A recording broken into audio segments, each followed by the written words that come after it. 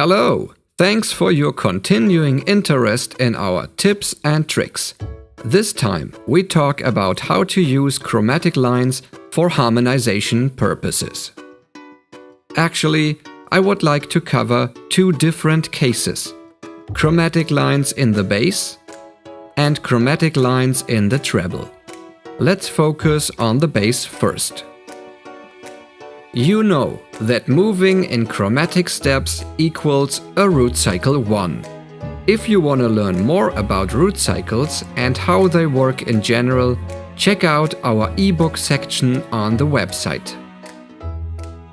Back to topic. Let's use the same melody which we have used in our previous video.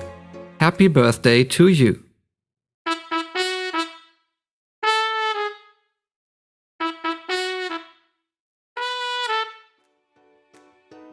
As we don't want to change the basic feel of the song, we are going to use the original chord structures for rest points. According to the rhythm of your melody, write chromatic lines into these roots in reverse.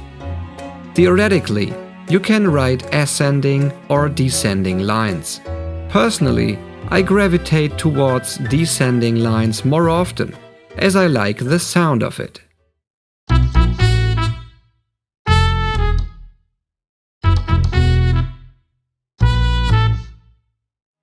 Up to now, this was just following a method. Let's talk about the creative part in order to find the inner voices. Here is what I suggest. Consider every note in the bass as tonal center. Use the melody note over each root to create chord structures. I know, this example looks overwhelming and quite complex at first view, but actually it's not. Analyze the structures one after another, and you will see that the inner voices only give support for the melody to create logical chord structures over their respective root tone.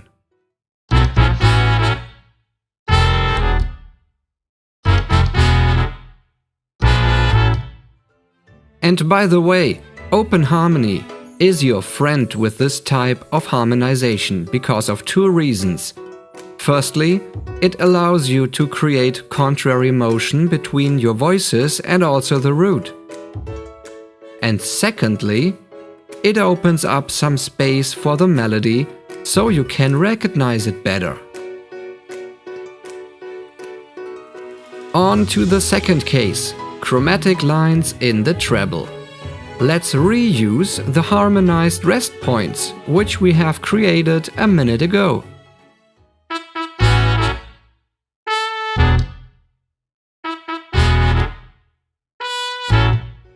Again, we are going to write all lines in reverse into our rest points.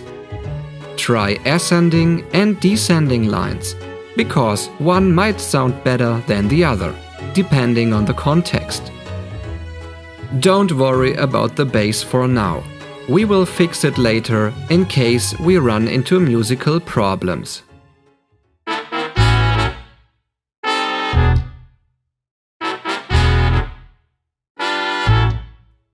Sometimes these chromatic lines are the most natural thing in the world, but there are also moments where they simply don't work in context.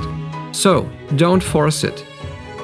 Personally, I don't like the sound of the D sharp underneath the E, so probably I would rewrite that bar, but all the other notes work nicely. Also, our bass notes seem to be okay. But there is one little moment where we accidentally hit the dominant flat ninth chord near the end. If that sound bothers you, one option is to replace the bass note with another chord tone or a leading tone. Never underestimate the power of the golden rule in arranging. As long as everybody can hear the melody clearly, you've got the job. But how do you accomplish this? Well, don't let your other lines come too close to the melody, as this will reduce transparency. In other words, open harmony is not a fake friend, he's your real friend. And here is your part, your 5 minutes assignment. Take a melody and harmonize your rest points first. Then, apply the 2 concepts from this video to the remaining melody tones. Chromatic lines in the bass in reverse and chromatic lines in the treble in reverse. You can even go back and forth between the 2. Just play around a little bit. Hopefully you enjoyed this video. As always, this is Frank from Music Interval Theory Academy. Wishing you a nice day. See you soon next time. Bye bye.